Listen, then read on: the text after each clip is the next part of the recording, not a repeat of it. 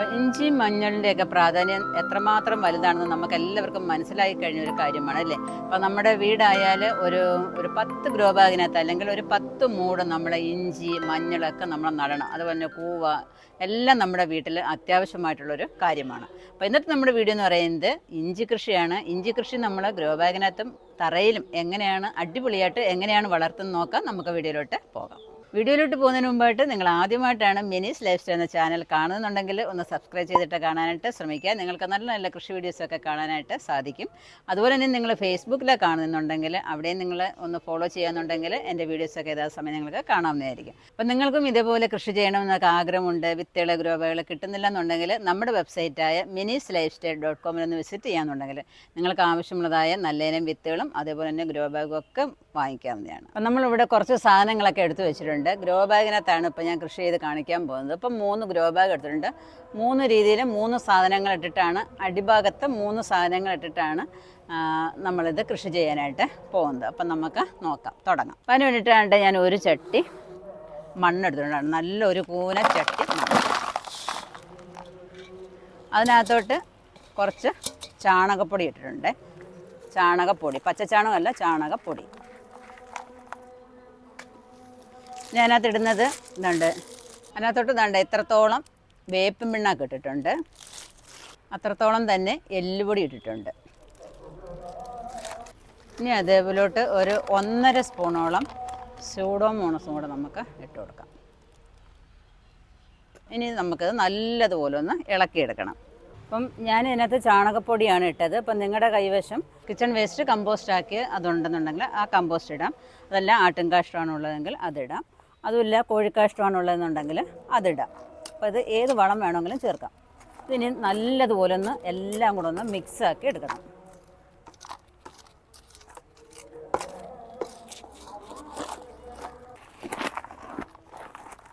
വളങ്ങളെല്ലാം എല്ലായിടവും പറ്റണം.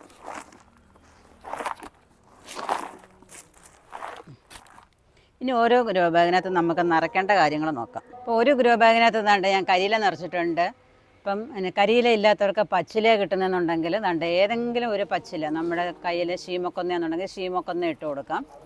അപ്പം അതല്ല വട്ടയിലയാണെന്നുണ്ടെങ്കിൽ വട്ടയില ഇട്ട് കൊടുക്കാം. ഞാനിതെല്ലാം എടുത്തിട്ടുണ്ട്. ആണ്ട് വട്ട എടുത്തിട്ടുണ്ട്. അതുപോലെ ആണ്ട് ഒന്നുമില്ലാന്നുണ്ടെങ്കിൽ കപ്പ, ഇതൊക്കെ ഏറ്റവും നല്ല കേട്ടോ, കീടനാശിനിയായിട്ടും ഒക്കെ നിന്നോളും.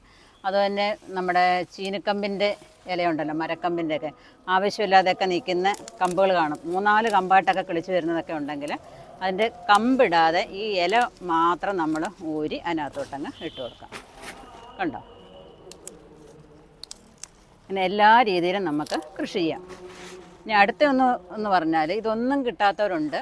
അപ്പോൾ അവർക്ക് ഇങ്ങനെയുള്ള ബൈൻഡുകളൊക്കെ നമ്മുടെ വീടുകളിലൊക്കെ എന്തെങ്കിലുമൊക്കെ സാധനങ്ങൾ മേടിക്കുമ്പം കിട്ടും. അതുപോലെ തന്നെ കടകളിൽ നിന്ന് ന്യൂസ് പേപ്പർ വാങ്ങിക്കുമ്പോൾ ഒരു ദിവസം ഇച്ചിരി ഒന്ന് വെള്ളം നനച്ച് വെക്കുകയൊക്കെ ചെയ്താൽ നല്ലതുപോലെ അങ്ങ് കുതിരും. കണ്ടോ? എന്നിട്ട് ഇതേപോലെ നമ്മൾ ഗ്രോ ബാഗിനകത്ത് അങ്ങോട്ടങ്ങ് നിറച്ച് കൊടുക്കണം. ഇങ്ങനെ എല്ലാ രീതിയും വേണമെന്നുണ്ടെങ്കിലും നമുക്ക് കൃഷി ചെയ്യാം. ഇനി കരിയിലയില്ല പച്ചിലയില്ല എന്ന് കരുതിയിട്ട് ആരും കൃഷി ചെയ്യാതെ ഇരിക്കരുത്. എല്ലാ രീതിയിലും ഞാൻ കാണിച്ചു തരുന്നുണ്ട്. അപ്പോൾ ഇതേപോലെ അങ്ങോട്ട് ചെയ്യാനായിട്ട് ശ്രമിക്കണം. അപ്പോൾ ഒന്നിനകത്ത് നമ്മൾ കരിയില, ഒന്നിനകത്ത് നമ്മൾ ബൈൻഡിൻ്റെ പീസുകൾ, ഒന്നിനകത്ത് നമ്മൾ പച്ചിലകൾ ആണ് നിറച്ചിരിക്കുന്നത്. അപ്പം നിങ്ങൾ വിചാരിക്കും ഇനി ഇതുവരെ നടാനുള്ള ഇഞ്ചി കാണിച്ചില്ലല്ലോ എന്ന് കരുതും. അപ്പം നമുക്ക് നടാനുള്ള ഇഞ്ചി എന്ന് പറഞ്ഞാൽ നമ്മൾ നേരത്തെ സൂക്ഷിച്ച് വെച്ചിട്ടുണ്ടായിരുന്നല്ലോ. നമ്മൾ കിളച്ച ഇഞ്ചിയൊക്കെ എങ്ങനെ സൂക്ഷിച്ച് വെക്കണം എന്നുള്ളതായ ഒരു വീഡിയോ കാണിച്ചിട്ടുണ്ടായിരുന്നു. അപ്പം നമ്മുടെ ഇഞ്ചിയൊക്കെ ന്യൂസ് പേപ്പറിനകത്ത് പൊതിഞ്ഞ് വെച്ചിരുന്നതാണിത്. എല്ലാത്തിലും നല്ലതുപോലെ മുള വന്നിരിക്കുക. കണ്ടോ? ഇതാണ് നമുക്ക് നടാനുള്ളത്. വേറെ നമ്മൾ മണ്ണിനകത്ത് ഇട്ട് വെച്ചിരുന്ന കുറച്ചുണ്ട്. കണ്ടില്ലേ? മണ്ണിനകത്ത് ഇട്ട് വെച്ചിരുന്നത് നടക്കിളിച്ച് വരുന്നുണ്ടോ? മുള വന്ന് നിൽക്കുന്നുണ്ടോ? കണ്ടില്ലേ? അതുകൊണ്ട് നമുക്കൊന്ന് തട്ടിയിടാം. നമ്മൾ കുഴിച്ചിട്ടിരുന്നതും ഉണ്ടായിരുന്നു. ഇതേപോലെ അങ്ങോട്ട് മുള വരും. ഉറുമ്പുമൊക്കെ കയറിയിരിക്കുക, സാരമില്ല. എന്നാലും നമ്മുടെ ഇഞ്ചിക്കൊന്നും ഒരു കുഴപ്പമില്ല. കണ്ടോ? അപ്പം നടാൻ പറ്റിയ പരുവായിട്ടാണ് ഇരിക്കുന്നത്. കണ്ടില്ലേ? ഇതൊക്കെയാണ് നമ്മളിനി നടാൻ പോകുന്നത്. അപ്പോൾ ഇനി ഗ്രോ ബാഗിനകത്തോട്ട് മണ്ണ് നിറയ്ക്കാം. ഇനി നമ്മൾ ഇതിനകത്ത് ഇളക്കി വെച്ചിരിക്കുന്നതായ മണ്ണുണ്ടല്ലോ, എല്ലാ വളം കൂടെ മിക്സ് ചെയ്ത് വെച്ചിരിക്കുന്നതായ വളം ഒരു 3/4 ഭാഗത്തോളം അങ്ങോട്ട് നിറച്ച് കൊടുക്കാം. എല്ലാ ഗ്രോ ബാഗിനകത്തും നിറയ്ക്കാം.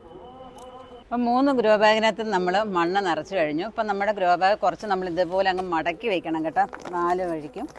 ഒന്ന് മടക്കി കൊടുക്കുക. അപ്പോൾ നമ്മുടെ ഇഞ്ചി വളരുന്നതിനനുസരിച്ച് മാത്രം നമ്മൾ നിവർത്ത് കൊടുത്താൽ മതി. നമ്മൾ വളമൊക്കെ ഇടുന്നതിനനുസരിച്ചും മണ്ണിടുന്നതിനനുസരിച്ചും ഇത് ഉയർത്തി ഈ ഗ്രോ ബാഗ് ഉയർത്തി കൊടുക്കണം. അപ്പോൾ ഇനി നമ്മൾ ഇഞ്ചി നടാൻ പോവുകയാണ്. അപ്പോൾ ഇതിനകത്തുനിന്ന് കണ്ടേ ഇങ്ങനെയുള്ള ഭാഗം നോക്കി കട്ട് ചെയ്തിട്ട് കണ്ടോ വേരും കിളിയലും ഒക്കെ ആയിട്ട് നിൽക്കുന്നത്. അപ്പോൾ ഇത് ഇഞ്ചി മഞ്ഞളൊക്കെ കസ്തൂരി മഞ്ഞളൊക്കെ സൂക്ഷിക്കുന്ന വീഡിയോ ഞാൻ ഇട്ടിട്ടുണ്ടായിരുന്നു. കാണാത്തവരൊക്കെ ഉണ്ടെന്നുണ്ടെങ്കിൽ അത് കണ്ടു നോക്കണം. ഇനിയുള്ള വർഷങ്ങളും നമുക്കത് എങ്ങനെ സൂക്ഷിക്കാം എന്നുള്ളതൊക്കെ നിങ്ങൾക്ക് മനസ്സിലാവും. അപ്പം നമുക്കൊന്ന് ഒടിച്ചെടുക്കാം. ഇത്രയും നമുക്കങ്ങ് നടേണ്ട കാര്യമല്ല. കണ്ടോ കൊച്ചു കൊച്ചു പീസായിട്ട് കട്ട് ചെയ്തെടുക്കാം. എനിക്കങ്ങ് ഒരുപാട് ചെറുതും ആവരുത് കേട്ടോ. ഒരുപാട് ചെറുതായാലും നമ്മൾ വിചാരിക്കുന്ന അത്ര മാതിരിയൊന്നും നമുക്ക് ഇതിനകത്തുനിന്ന് ഫലം കിട്ടിയെന്ന് വരത്തില്ല. അപ്പോൾ അത്യാവശ്യം വലിപ്പം നമ്മുടെ ഇഞ്ചിക്ക് ഉണ്ടായിരിക്കണം. ഒരു 3 കഷ്ണം വീതമാണ് ഞാൻ എടുക്കുന്നത് ഓരോ ഗ്രോ ബാഗിനകത്തും വയ്ക്കാനായിട്ട്. കണ്ടോ നല്ലതുപോലെ കിളിയിൽ വന്നിട്ടുണ്ട്. ഇത്രയെങ്കിലും വയ്ക്കാം. അപ്പം നമുക്ക് തുടങ്ങാം. അപ്പോൾ ഇഞ്ചി നടുമ്പോഴും നമ്മൾ കൂടുതലും പച്ചില ഉപയോഗിക്കുകയാണ് നല്ലത്. പച്ചില ഉപയോഗിക്കുമ്പോഴും നമുക്ക് നല്ലതുപോലെ അതിൽ നിന്ന് നമുക്ക് ഇഞ്ചി വിളവെടുക്കാനായിട്ട് സാധിക്കും. അപ്പോൾ ഇഞ്ചി കൃഷി കാണിക്കണമെന്ന് കുറേ കാലമായിട്ട് നമ്മുടെ മെൽവിൻ റോയ് എന്ന സബ്സ്ക്രൈബർ നമ്മുടെ കോയമ്പത്തൂരുള്ള ഒരു സഹോദരിയാണ് എപ്പോഴും ഇങ്ങനെ ചോദിക്കാറുണ്ടായിരുന്നു ഒന്ന് കാണിച്ചു തരണമെന്ന്. നമ്മൾ നേരത്തെയൊക്കെ ഇട്ടിട്ടുണ്ട്, എങ്കിലും പുതുതായിട്ട് വരുന്നവർക്കൊക്കെ ഉപകാരപ്പെടട്ടെ എന്ന് കരുതിയിട്ടാണ് നമ്മൾ ഇടുന്നത്. പിന്നെ മെൽവിൻ റോയുടെ റിക്വസ്റ്റ് മാനിച്ചുകൊണ്ടും. അപ്പം നിങ്ങളെല്ലാവരും ഇതേപോലെ കൃഷി ചെയ്യണം. ഇനി നമുക്ക് പറമ്പിലും കൂടെ നട്ടിട്ട് വരാം. അപ്പോൾ നമ്മുടെ നേരത്തെയുള്ള ഇഞ്ചി കൃഷി വീഡിയോ ഒക്കെ നിങ്ങൾ കണ്ടിട്ടുണ്ടായിരിക്കും. ഇഷ്ടം പോലെ ഇഞ്ചിയാണ് നമ്മൾ വിളവെടുത്തിട്ടുള്ളത്. കൊട്ടക്കണക്കിന് ഇഞ്ചി നമ്മൾ ഇവിടെ വിളവെടുത്തിട്ടുണ്ട്. അപ്പം നിങ്ങളും ഇതേപോലെ ചെയ്യാനായിട്ട് ശ്രമിക്കുക. പിന്നെ ഒരു കാര്യം പറയാനുള്ളത്, നമ്മൾ കടയിൽ നിന്ന് ഇഞ്ചി മേടിക്കുമ്പോൾ നടാൻ പറ്റിയ ഇഞ്ചിയാണോ എന്ന് ചോദിച്ചിട്ട് വേണം വാങ്ങിക്കാൻ. ഒരുപാട് വെള്ളം മാതിരി ഇരിക്കുന്ന, അതായത് വീർത്തിരിക്കുന്ന ഇഞ്ചി വാങ്ങാതെ ഇരിക്കുക. അത് നമ്മൾ നട്ടാലും ചീഞ്ഞു പോവുകയുള്ളൂ. അപ്പോൾ നമ്മൾ എങ്ങനെയാണ് ഇഞ്ചി നടുന്നതെന്ന് നോക്കാം. ഇഞ്ചി നടുന്നതിന് വേണ്ടിയിട്ട് നമ്മൾ ഇഞ്ചി എടുക്കുന്ന തറയിൽ കുറച്ച് നീറ്റുകക്ക ഉണ്ടല്ലോ, കുമ്മായപ്പൊടി ഇടുന്നതിനേക്കാൾ ഏറ്റവും നല്ലതാണ് നീറ്റുകക്ക എന്ന് പറയുന്നത്. നീറ്റുകക്ക നമ്മൾ ആ തറയിലെല്ലാം ഒന്ന് വിതറി കൊടുക്കണം. അതിനുശേഷം കുറച്ച് വെള്ളമൊക്കെ തളിച്ച് കൊടുത്തിട്ട് നമ്മൾ ആ തറ നല്ലതുപോലെ കിളച്ചിടണം. അപ്പോൾ ആ തറയെല്ലാം നല്ലതുപോലെ കിളച്ചതിന് ശേഷം പിന്നെ എന്തുവേണമെന്ന് അറിയാമോ, പണ കോരി വേണം നമ്മൾ ഇഞ്ചി നടാനായിട്ട്. ഇഞ്ചിയും മഞ്ഞളും കസ്തൂരി മഞ്ഞളും ഒക്കെ നമ്മൾ പണ കോരി നടാമെന്നുണ്ടെങ്കിൽ, പ്രത്യേകിച്ച് നമ്മൾ ഇഞ്ചി കൂവയൊക്കെ പണ കോരി നടാമെന്നുണ്ടെങ്കിൽ നല്ലതുപോലെ നമുക്കതിൽ നിന്ന് വിളവ് കിട്ടും. പിന്നെ മഞ്ഞളൊക്കെ എവിടെ നട്ടാലും കുഴപ്പമൊന്നുമില്ല, അത് നല്ലതുപോലെ പിടിച്ചോളും. എന്നാലും പണ കോരി നമ്മൾ ഇതൊക്കെ നടാമെന്നുണ്ടെങ്കിൽ നല്ലതുപോലെ നമുക്ക് വിചാരിക്കുന്നതിൽ കൂടുതൽ വിളവ് കിട്ടും. അപ്പോൾ ഇതെല്ലാം ഇങ്ങനെ പണ കോരി വെക്കുകയാണ്. ഇനി അതിന് ശേഷം എന്ത് ചെയ്യുന്നറിയാമോ, ഇതിനകത്ത് ഇനി കൊച്ചു കൊച്ചു തടങ്ങൾ കൊത്തി നമുക്ക് ഇഞ്ചി നടുന്നത് എങ്ങനെയാണെന്ന് നോക്കാം. അപ്പോൾ ആദ്യം കിളച്ചിട്ടതിന് ശേഷം 2 സൈഡിൽ നിന്നും മണ്ണൊക്കെ കോരി ദാണ്ട പണ രൂപത്തിലാക്കിയിട്ടിരിക്കുകയാണ്, കണ്ടില്ലേ. അപ്പോൾ അതിനകത്ത് ഇനി പുല്ലൊക്കെ ഉണ്ടെന്നുണ്ടെങ്കിൽ അതിനെല്ലാം വടിച്ച് മാറ്റി കളഞ്ഞിട്ട് ആ പണയൊന്ന് വൃത്തിയാക്കി ഒന്ന് ഒരുക്കിയെടുക്കണം. നിങ്ങളെല്ലാവരും ഇഞ്ചി കൃഷിയൊക്കെ ചെയ്യുന്നതായിരിക്കാം, എന്നാലും നമ്മൾ ചെയ്യുന്ന രീതി ഒന്ന് കാണിക്കുകയാണ്. ഇതുപോലെയൊക്കെ ചെയ്താലും നമുക്ക് നല്ലതുപോലെ ഇഞ്ചിയൊക്കെ വിളവെടുക്കാനായിട്ട് സാധിക്കും. അപ്പോൾ നമ്മൾ ആ പണയുണ്ടല്ലോ ഒരു നിരപ്പ് വേണം. നമ്മൾ ചെയ്യുന്ന കാര്യത്തിന് ഒരു വൃത്തി മെനയൊക്കെ ഉണ്ടെങ്കിൽ കാണാനും ഒരു രസമുള്ളൂ. അപ്പോൾ നമ്മൾ പണയൊക്കെ ഒരുക്കിയതിന് ശേഷം എന്തുവേണമെന്ന് അറിയാമോ, ഇതേപോലെ കുഞ്ഞ് കുഞ്ഞ് തടം വീണ്ടും നമ്മൾ കൊത്തി കൊടുക്കണം. ചിലർ കുന്താലി വെച്ചൊന്ന് കൊത്തി അങ്ങ് പോകത്തേ ഉള്ളൂ. പക്ഷേ എനിക്ക് ഇങ്ങനെ ചെറുതായിട്ട് തടം തുറന്നെങ്കിൽ ഒരു മനസ്സിനൊരു സമാധാനമുള്ളൂ. അപ്പോൾ അവർക്ക് കൊടുക്കുന്നതായ വളവും വെള്ളവും ഒക്കെ ആ തടത്തിൽ തന്നെ അങ്ങ് നിന്നോളുമല്ലോ. മിനിമം ഇത്രയും അകലത്തിലെങ്കിലും നമ്മൾ ഇഞ്ചി നടണമെങ്കിലും മാത്രമേ നമുക്ക് അതിനകത്ത് പണയിലോട്ട് കയറി നിന്നിട്ട് വളമൊക്കെ ഇട്ട് കൊടുക്കാനും ചിരണ്ടി അടുപ്പിക്കാനും ഒക്കെ പറ്റത്തുള്ളൂ.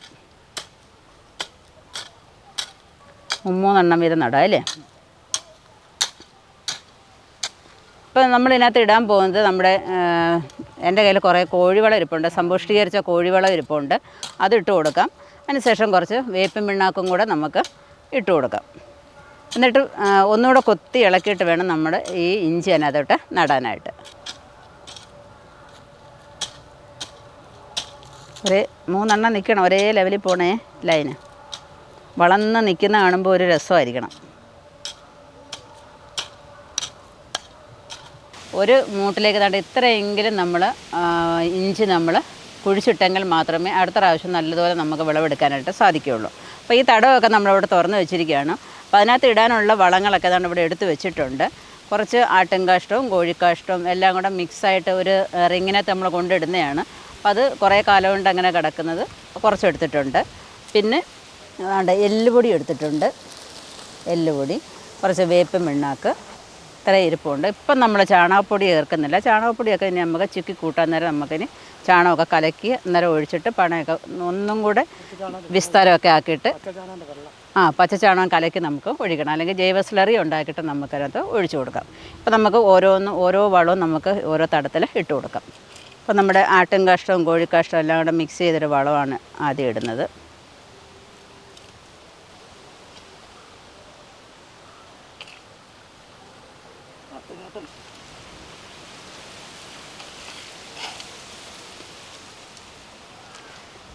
നമ്മുടെ കോഴിക്കാഷ്ടത്തിലൊക്കെ നമ്മുടെ ഈ അറക്കപ്പൊടിയൊക്കെ ഉണ്ടായതുകൊണ്ടേ എല്ലാം കൂടെ മിക്സ് ചെയ്ത് കിടക്കുന്നൊരു വളം അത്.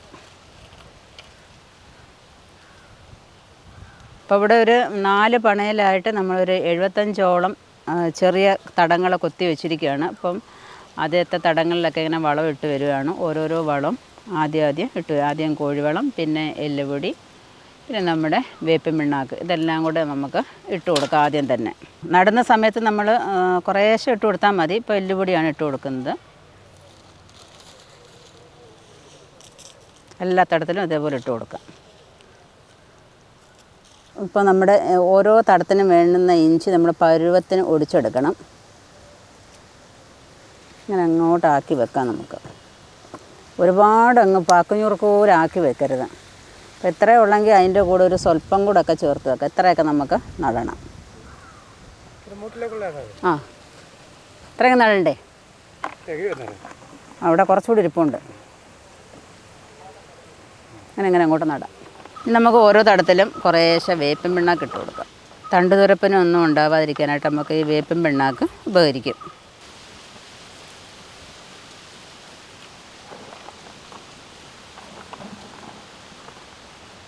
നമ്മൾ എല്ലാത്തിലും ഈ വളമൊക്കെ ഇട്ട് കൊടുത്തതിന് ശേഷം ഈ തടം ഇനി നമുക്ക് നല്ലതുപോലെ ഒന്ന് കൊത്തി ഇളക്കണം.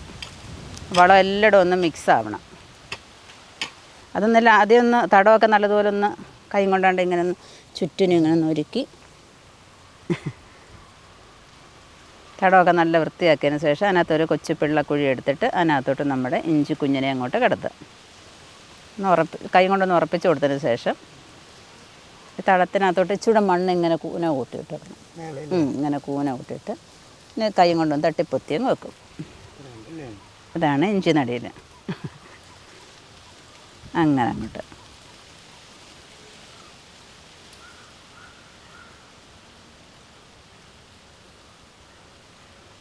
നാല് വഴിക്ക് വെച്ച് മണ്ണ് കൂന കൂട്ടി വെക്കണം. ഇനി അതിൻ്റെ മുകളിലോട്ട് നമ്മളിനി കരിയിലയും കൂടി ഇട്ട് കൊടുക്കും. കരിയിലയോ അല്ലെങ്കിൽ ശീമക്കൊന്നയുടെ ഇലയോ ഒക്കെ ഉണ്ടെങ്കിൽ നല്ലതാണ്.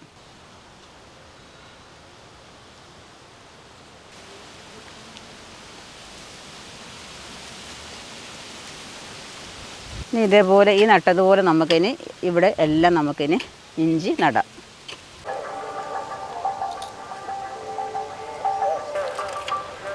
ഏതൊരു കൃഷിയാണെങ്കിലും എല്ലാവരും കൂടെ ഒത്തൊരുമിച്ച് ചെയ്തെങ്കിലേ വല്ല രക്ഷയുള്ളൂ കേട്ടോ. ഇല്ലയോ? എല്ലാ കൃഷിയും വീട്ടിലുള്ള എല്ലാവരും കൂടെ ഒത്തൊരുമിച്ച് ചെയ്തെങ്കിലല്ലേ വല്ല ഗുണമുള്ളൂ. അപ്പോൾ ഇഞ്ചി കൃഷി നമുക്ക് ഒത്തൊരുമിച്ച് തന്നെ ചെയ്യാം. മണ്ണ് നല്ലതുപോലെ അങ്ങോട്ട് ഇളക്കി കൂട്ടി അങ്ങോട്ട് വെച്ചിട്ട് അതിനകത്തോട്ട് ഇഞ്ചി ഇങ്ങനെ അങ്ങോട്ട് വെക്കുക. അപ്പോൾ ഇഞ്ചി നട്ടതിന് ശേഷം അതിൻ്റെ മുകളിൽ എല്ലാം കരിയില ഇട്ട് കൊടുത്തിട്ടുണ്ട്. കാറ്റത്ത് പറന്ന് പോകാതെ പപ്പ കുറച്ച് വെള്ളവും കൂടെ നനച്ച് കൊടുത്തിട്ടുണ്ട്. ഇനിയിപ്പോൾ നമ്മൾ ഓലമടലൊക്കെ അതിൻ്റെ മുകളിലോട്ട് അങ്ങോട്ട് കൊടുക്കണം. അപ്പോൾ നിങ്ങൾക്ക് എല്ലാവർക്കും ഈ ഇഞ്ചി കൃഷി ഇഷ്ടപ്പെട്ട് കാണുമെന്ന് വിചാരിക്കുന്നു. ഇതേപോലെ 2 രീതിയിൽ, ഇപ്പം ഗ്രോ ബാഗിനകത്ത് ഞാൻ 3 രീതിയിൽ കാണിച്ചു തന്നിട്ടുണ്ട്. അതേപോലെ നിങ്ങൾക്ക് ചെയ്യാം, അതുപോലെ പറമ്പിലും ചെയ്യാം.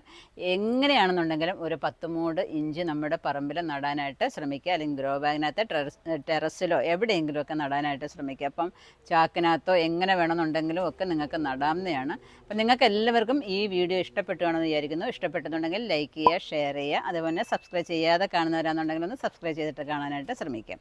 അതുപോലെ ഫേസ്ബുക്ക് പേജ് ഒന്ന് ഫോളോ ചെയ്താൽ അവിടെ നിങ്ങൾക്ക് എൻ്റെ വീഡിയോസൊക്കെ യഥാസമയം കാണാൻ പറ്റുന്നതായിരിക്കും. അപ്പോൾ അടുത്ത വീഡിയോ കാണുന്നവരെ ഞാൻ മിനി. നന്ദി, നമസ്കാരം.